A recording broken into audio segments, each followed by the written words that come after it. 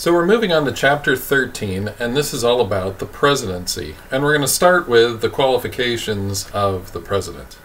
So the Constitution is pretty simple on the presidential qualifications. There are only three, and that's it. The first one is that you have to be at least 35 years or older to run for president. So again, in these days, with the lifespan that people have, this is not a very high bar, and pretty much no one would elect anyone younger than that, okay? You have to be a natural-born citizen. So you can't have become a citizen, you have to actually have been born in the United States in order to run for president. So Arnold Schwarzenegger, who was born in Austria, even though he was governor of California, California's state constitution allowed that, he could not actually run for president, okay? So you have to be a born citizen of the United States in order to run for president. There's been some controversies over the years, like Obama, was he or was he not, you know, a citizen of the United States? He was born in Hawaii. His mother then took him to Indonesia to live for a while, and then he moved back to live with his parents, or his grandparents. But yeah, he was born in Hawaii, so he's a natural-born citizen. And you must have lived in America for 14 years prior to running for president, and so Obama clearly met this one. You know, he'd been back in the States for like 25 or 30 years, and so yeah, he could run for president. All right? So these are some of the qualifications there. I think Ted Cruz is a senator from Texas, and I think one of his parents anyway was Canadian and the other was American, but he was born in America and he's an American citizen, and so there you go, you can run for president. All right? So the qualifications are pretty simple. It's just to prevent someone who has never really been part of America, they were born somewhere outside, and someone who hasn't been in the country, you know, becoming popular from somewhere outside the country and then running the country. So really nothing there. The more important qualifications are going to be the informal qualifications. So if we look at that, in the last, 80 years or so, pretty much all of our presidents have college degrees. Now, if you go back to Thomas Jefferson, Madison, those folks, they actually didn't have, college degrees, but I would put a lot of them at a higher level than even most of the ones who have had college degrees. Some of the folks we've had have not been the best. All right? I think one of the lowest was George Bush Jr. I think he got what's called a gentleman's C at Yale. He was the son of a president, and they just said, well, let's just give him a C. So he got straight C's for his entire college career. That's not so good. However, we've had some others that are brilliant, like Bill Clinton. I think he was a Rhodes Scholar. So, if you get a presidential scholarship, you get a free ride to any university in the United States. If you get a Rhodes Scholarship, then you get a free ride to any university in the world. So that's pretty amazing, all right? But as it can show you, very similar patterns in their presidencies. Intellect is not necessarily the greatest marker of our presidents, okay? Probably one of the biggest markers of a president is electability. These days, especially, not qualifications that people are interested in, and it's hard to put it up here, but for electability, like, do people like them? Do they have charisma? Do they have appeal? Do they have flair? Do they have that special something? People will say they look presidential. Like, well, what does that actually mean? It seems to be something about the face, the characteristics, the mannerisms, the spoken tone that all add up to, I want that person to lead me. Okay?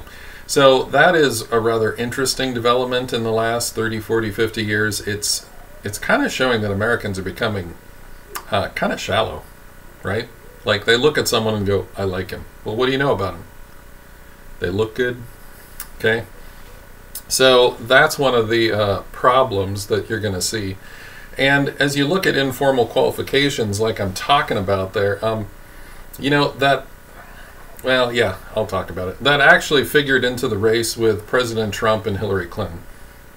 Because for the first time, we had had a woman running for president, and that had never happened before. And so it had an interesting dynamic that I had never seen before in teaching in all my years of looking at civics and political science, was that as a woman, she was actually being judged on her clothing attire more so than any candidate I'd ever seen. And strangely enough, it was mostly other women who were judging her in a negative way. I don't know if that affected the vote, but I mean, something as shallow as, you know, your choice of outfits, because for most male candidates, I mean, it's the power suit, and you have a red or blue tie and a pin for America, and I mean, they all look like clones of each other. So it's never come up before. So it's interesting. It's a new dynamic, is what is the clothing attire? I never thought to analyze that before. But that's the kind of thing when I talk about electability and charisma, it's not definable here. There's no way to put that up there. That special something that means you're going to vote for him. Okay? So that's an interesting one. One that is also pretty common is experience. And most of our presidents come from the governorships more than any place else. Because when you're elected as a governor of a state, you are that one person who is the executive of that state. And so it makes sense then that we're going to elect someone who is a governor, because they've been the person running the show for that one state. And that's pretty typical. Ronald Reagan, George Bush Jr. was governor of Texas. Reagan was governor of California. Franklin Roosevelt was governor of New York. I mean, it's just, governorships are usually a common place to where we draw our presidents, because they've been an executive before and you can see their record and you can go with that. Lately, what we've been drawing from is a lot of our senators, which is interesting. Senators are, of course, more concentrated in power than the House of Representatives. You got 435, tough to make a name. 100 people, okay, well, that's a place you can make a name. But it seems to be that we're drawing from the senatorships because these are people with star power. They go to conventions, they speak, and everyone goes, oh, they fall in love with them, and then they move them into senator, and then they quickly move them on towards presidency. So it seems to be even experience is something that is really, you know, I could almost put this over in the declining category. It matters less and less, and then with Donald Trump, not at all. I mean, Donald Trump had zero experience running for any kind of office, okay? So you look at President Obama, you know, he was a state representative at the Illinois level, and then he made a great speech at the National Convention, and then he got elected senator for Illinois. But it's a 6-year term, and he was only in there for 4 years, and then he ran for president. He wasn't even a full senator for 6 years. So, I mean, it was just sort of a stepping stone towards something from the star power.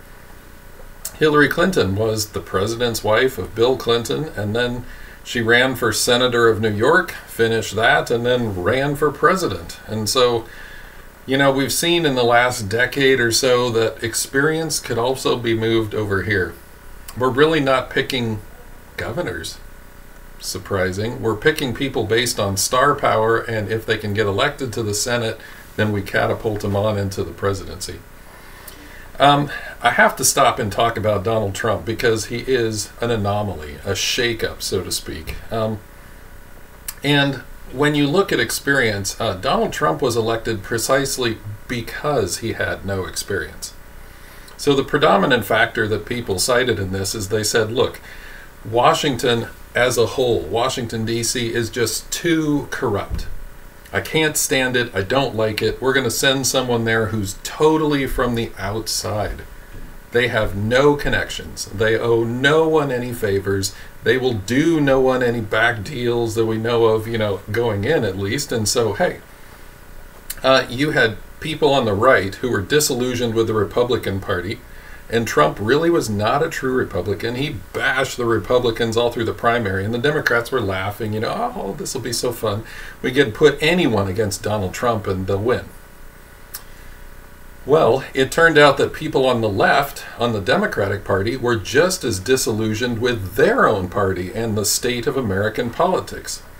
So that in 2016, you had a split on the Republican Party and a split on the Democratic Party. You actually had 4 parties that were competing at the time.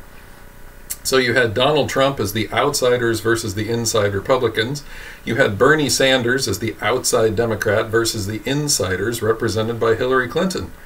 And so what happened is Donald Trump came through against the insiders, and Bernie Sanders was put out, so Hillary Clinton went forward as the Democratic insider, and the mood of the country was just get rid of insiders. And so in 2016, Hillary Clinton outspent Donald Trump by 10 times the amount of money. I mean, she was so heavily backed by every corporation in America, and Bernie Sanders was pointing that out. Okay, and so everyone said, well, if Hillary represents the inside, the only outsider left is Donald Trump. That's who we're voting for.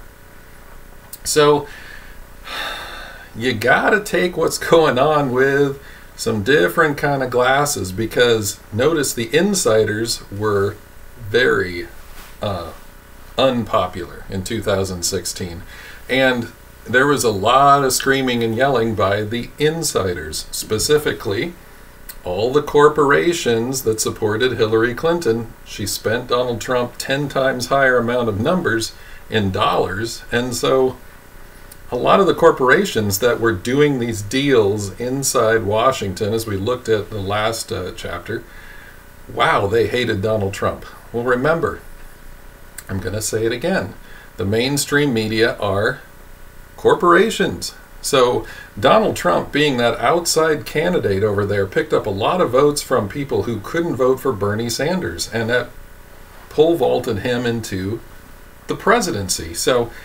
experience seemed to matter far less than anti-corruption, or at least a roadblock to corruption.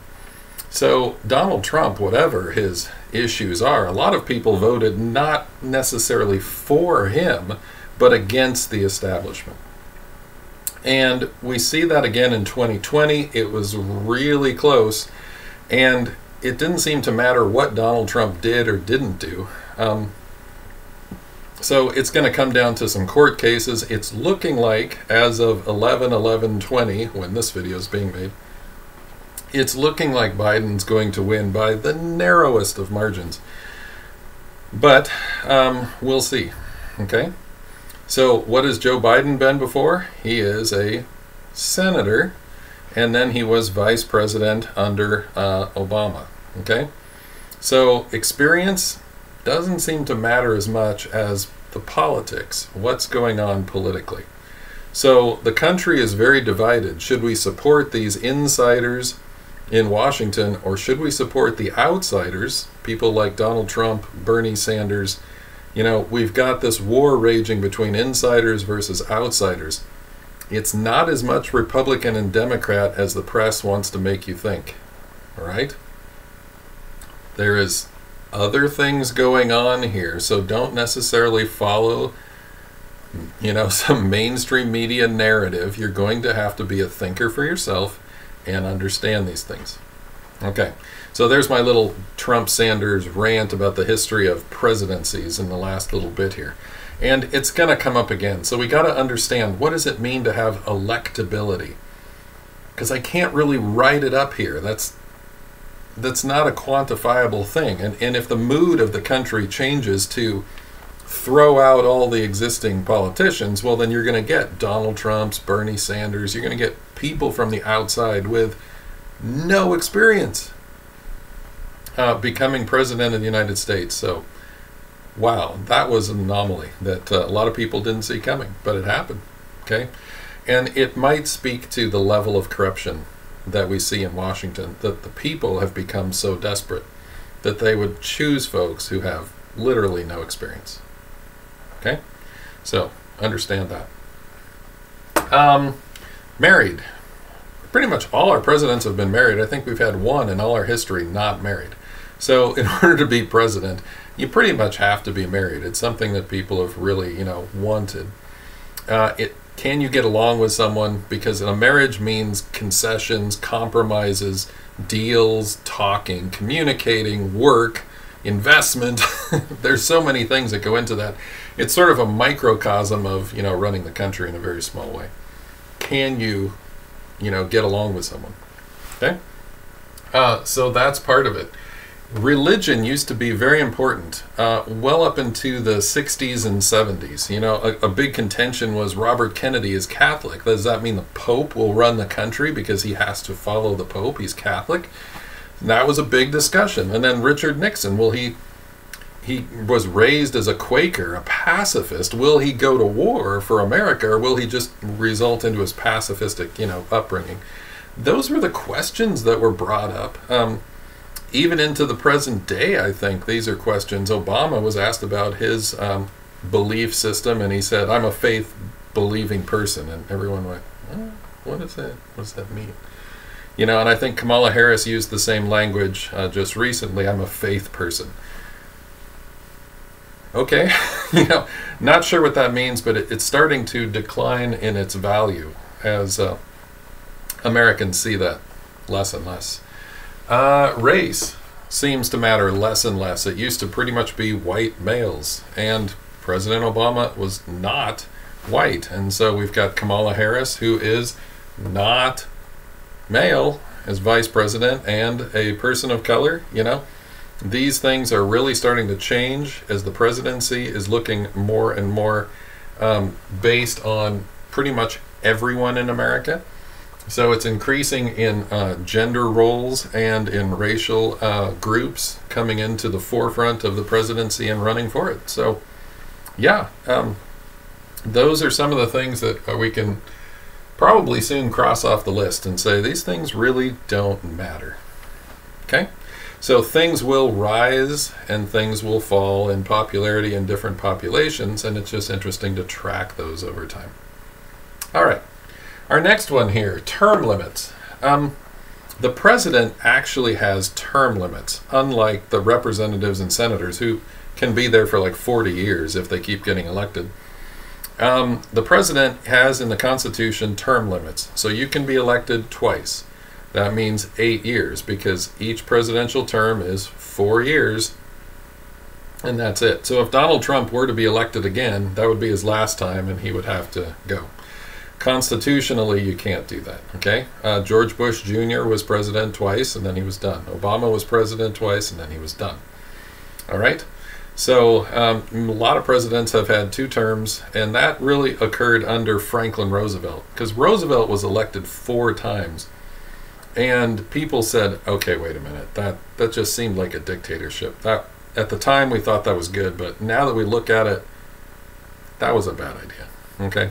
So the people voted to change the Constitution and put term limits on the president. So they can run twice, and then that's it. All right.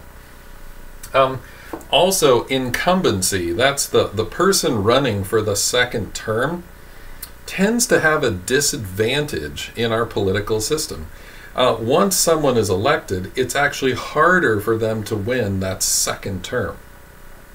Okay? And this tells us some interesting things about what's going on. Because when someone does get elected for the first time, there's all that excitement, there's all that buzz, there's all that popularity, and then they get into the day-to-day workings. They get into the weeds of making decisions, and every time you make a decision in politics, someone gets mad. Okay? And so after 4 years of making decisions and accumulating, disgruntled dissatisfaction, it's actually hard for the incumbent to win. Now, there have been several presidents that have gone on to second terms, Ronald Reagan, Bill Clinton, George Bush Jr., but there have also been, it's looking like Donald Trump won't make it to his second term. but who knows at this point. Gerald Ford, Jimmy Carter, Lyndon Johnson. I mean, there are a lot of presidents that have really struggled. George Bush Sr. was not reelected, okay? So it seems like Americans have a pretty low tolerance for their presidents getting elected once, and if things aren't good in the country, they're out, right?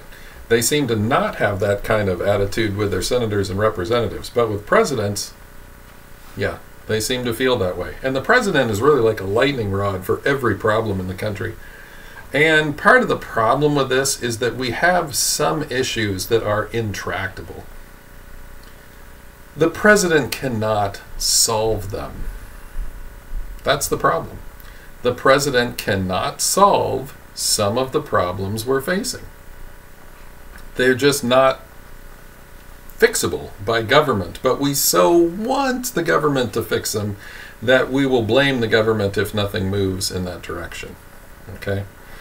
So yeah, it's hard for incumbent presidents to get reelected. Almost every time they have to have a very high popularity from the first term, and it always goes down for the second term. And if it drops below that 50%, they're done. Okay? So that's a very interesting thing about our presidents, is that we tend to expect the world of them, and they pretty much never deliver because they're just human, and then we send them packing. Okay?